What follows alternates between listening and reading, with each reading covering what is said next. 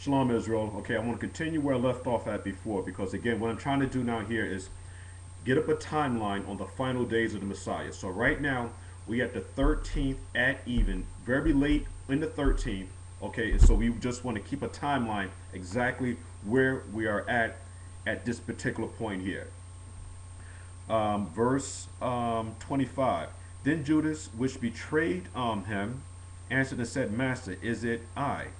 He, which is the Messiah, said unto him, Thou hast said, which is, yes, it is you. It was Judas Iscariot that betrayed the Messiah. Verse 26. As they were eating, the Messiah took bread and blessed it and brake it and gave it to the disciples and said, Take, eat, this is my body. Now, my proof here that the Messiah did not eat the Passover with his disciples is a key word that I had to look up, and that word is bread. This bread that the Messiah is breaking is bread with yeast in it. This is leavened bread. During the Passover, we are not supposed to eat bread with leaven in it. For 7 days, we're supposed to eat bread that is unleavened. What we have here, what the Messiah is breaking, he's breaking bread with leaven. And now, when you go to the Greek concordance, you go to the Strong Concordance, you go to the Greek number 740, and I'm going to read it. 740. Let's see what type of bread this was that the Messiah broke. The word is artos, spelled A-R-T-O-S. Artos. Artos, bread as raised, a loaf, bread, loaf, and then it also goes with the number 142. So I just wanted to bring out the fact that what yeast does, yeast causes bread to rise. And what the Messiah is doing here, and we know for a fact that the Messiah was a lamb without blemish. There was no fault in the Most High, in the Messiah, no fault at all. And so this bread that the Messiah is breaking is bread with yeast in it. I'm gonna read it again. And as they were eating, the Messiah took bread and blessed it and brake it and gave it to disciples and said, Take, eat, this is my body. Verse 27. And he took the cup and gave thanks and gave it to them, saying, Drink ye all of it, for this is the blood of the new covenant, of the New Testament, which is shed for many for the remission of sins. But I say unto you, I will not drink henceforth of this fruit of the vine until that day when I drink it with you in my Father's kingdom. So we do at least have some type of affirmation here, or is being confirmed here that these 11, not Judas Iscariot, I can't see him there, that he will, but the 11, the 11 will be part of the rulership in this new kingdom. And when they had sung a hymn, they went out into the Mount of Olives. Then said the Messiah to them, All ye shall be offended because of me this night. What night is this now? This is now the night of the 14th. Okay? The nighttime hours start first. We just left the evening hours of the 13th, when the Messiah had his last meal with the disciples. After the last meal was completed, it says now, Then said the Messiah to them, All you shall be offended because of me this night.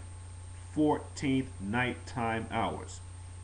For it is written, I will smite the shepherd, and the Messiah is the shepherd, and the sheep, the nation of Israel is the sheep of the flock, shall be scattered abroad. And we all know the scripture, Deuteronomy 4:27, where the Messiah said that, listen, I'm going to scatter you.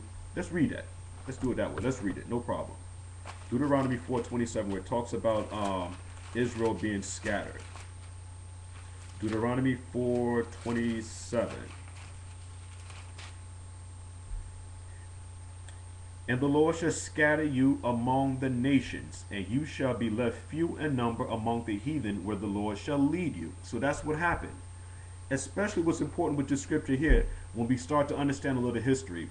In 70 AD was the time when the nation of Israel was given a bill of divorce. When I say a bill of divorce, and why I say that is because during that time, okay, we ran into Africa because of the siege. And a lot of us stayed in Jerusalem and we were killed.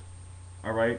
And so now what happened after that, we now have both houses, northern and southern kingdom, scattered amongst the four corners of the earth. Now that's very important for us to understand that. So when we see now, we're talked about in the sheep of the flock shall be scattered abroad. We know that's talking about the 12 disciples, but the larger picture of this is that it's talking about the whole nation is going to be scattered abroad because of disobedience and not following the Torah. Verse 32. But after I am risen again, I will go before you into Galilee. Peter answered and said unto him, Though all men shall be offended because of thee, yet will I never be offended. The Messiah said unto him, Verily I say unto thee that this might, I'm reading from the 1611 King James Version Bible, this a misprint. Is not supposed to say might, M-I-G-H-T, but the word is actually night, N-I-G-H-T. So this night, this is still the 14th nighttime hours, that this night before the cock crows, and the cock is a rooster, thou shalt deny me thrice, which is 3 times. Peter said unto him, Though I shall die with thee, yet will I not deny thee. Likewise also said all the disciples. Then cometh the Messiah with them into a place called Gethsemane, and said unto the disciples, Sit ye here while I go and pray yonder. And he took with him Peter and the 2 sons of Zebedee, and began to be sorrowful and very heavy. Then said he unto them, My soul is exceedingly sorrowful, even unto death. Tarry ye here and watch with me. And he went a little further and fell on his face and prayed, saying, O my Father, if it be possible, let this cup pass from me. Nevertheless, not as I will, not as the will of the Messiah, but as thy will, but as the will of the Father. So it was the will of the Father that the Messiah had to take the cup and die for the sins of the adulterous woman. So again, the Messiah did not eat the Passover with his disciples. And he cometh unto the disciples and findeth them asleep, and said unto Peter, What? Could ye not watch with me 1 hour? Watch and pray that you enter not into temptation. The spirit indeed is willing, but the flesh is weak. Now there's a deeper level to understanding what's happening here. But what I'm just trying to do here in this particular series here is bring out a timeline exactly when everything is happening. And this is now the 14th nighttime hours. Verse 42. He went again the second time and prayed, saying, O my Father, if this cup may not pass away from me, except I drink it, thy will be done. And he came and found them again asleep, for their eyes were heavy. And he left them and went again and prayed the 3rd time, saying the same words. Then cometh he to his disciples and said unto them, Sleep on now, take your rest. Behold, the hour is at hand, the Son of Man is betrayed into the hands of sinners. These sinners that we're talking about here now is predominantly who we'll be talking about is the chief priests, the religious leaders in Jerusalem during the time of the Messiah's ministry. We're talking about the Pharisees, we're talking about the Sadducees, all those guys there that was in this authoritative in Jerusalem. Those were the sinners. And we also know that the Romans were sinners here, also. But again, just putting everything in its proper order, we're talking about the Pharisees and the Sadducees. Where did I stop at? Verse 26. Rise, let us go, let us be going. Behold, he is at hand that doeth betray me, which is Judas. And while he yet spoke, lo, Judas, one of the 12, came, with him a great multitude with swords and staves, from the chief priests and the elders of the people. So those were the sinners. Now he that betrayed him gave them a sign, saying, Whomsoever I shall kiss, the same is he, him hold fast. And forthwith he came to the Messiah and said, Hail, Master, and kissed him. And the Messiah said unto him, Friend, wherefore are thy come? Then came they and laid hands on the Messiah and took him. And behold, one of them which were with the Messiah stretched out his hand and drew his sword and struck a servant of the high priest, and the high priest was Caiaphas, and smote off his ear.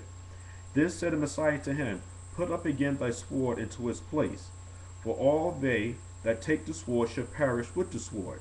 And this is very important. This is very important here. I love this part here. The Messiah is saying, Thinkest thou that I cannot now pray to my Father, and he shall presently, at a moment's time, give me more than 12 legions of angels, okay, to defend him? This is what he's saying. But how then shall the scriptures be fulfilled? Because the Messiah is the lamb, and the lamb has to be sacrificed. Because all this time prior to the Messiah's ministry, all of that was a foreshadowing of the coming of the Messiah, who was the lamb. And the lamb was not crucified yet. This is the reason why we say that that the disciples didn't eat Passover with his disciples. Everybody talked about the coming of the lamb, the coming of the Messiah. He was that lamb.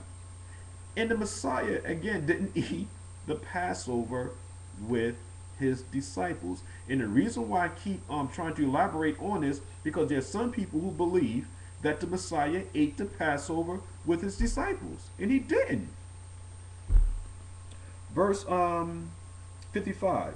And that same hour said the Messiah to the multitudes, Are you come out as against a thief with swords and staves for to take me? I sat daily with you teaching in the temple, and you laid no hold on me. For all this was done that the scriptures of the prophets might be fulfilled. Then all the disciples forsake them and fled. And they that laid hold on the Messiah led him away to Caiaphas. Caiaphas was the high priest, where the scribes and the elders were assembled. But Peter followed him afar off in the high priest's palace, and went in and sat with the servants to see the end. Now the chief priests and the elders and the council sought false witnesses against the Messiah to put him to death. So what they're doing now, they're trying to find blame with the lamb. And what's going to happen, as we understand the story here now, is that they were not able to find any fault with the lamb. The Messiah was a perfect sacrifice. I'm going to read it again. Now the chief priests and elders of the council sought false witnesses against the Messiah to put him to death, but found none. They found no blemishes in the Messiah. They couldn't condemn him, meaning that they didn't find anything wrong with him. Every single thing that the Messiah said was correct. And what they were trying to do was to find fault in the Messiah. And if they would have found fault in the Messiah, then that would mean that the Messiah had a blemish and he could not have been the sacrificial lamb. But they found none, yea, though many false witnesses came, yet found they none. And that's very important for us to understand. The lamb has to be without blemish, and they found no blemish in the Messiah. At last came two false witnesses, which are liars, and they said, This fellow said, I am able to destroy the temple of the Father and to build it 3 days, which is correct. They try to make that into a lie, but even the lie came out to be the truth, because the Messiah did say it, but he wasn't talking about that physical temple that the disciples showed him. He was talking about his body. That temple in Jerusalem at that time had already been altered. It was already profane. They had offered swine flesh in that temple, and it wasn't according to the exact measurements, the way that it's supposed to have been built.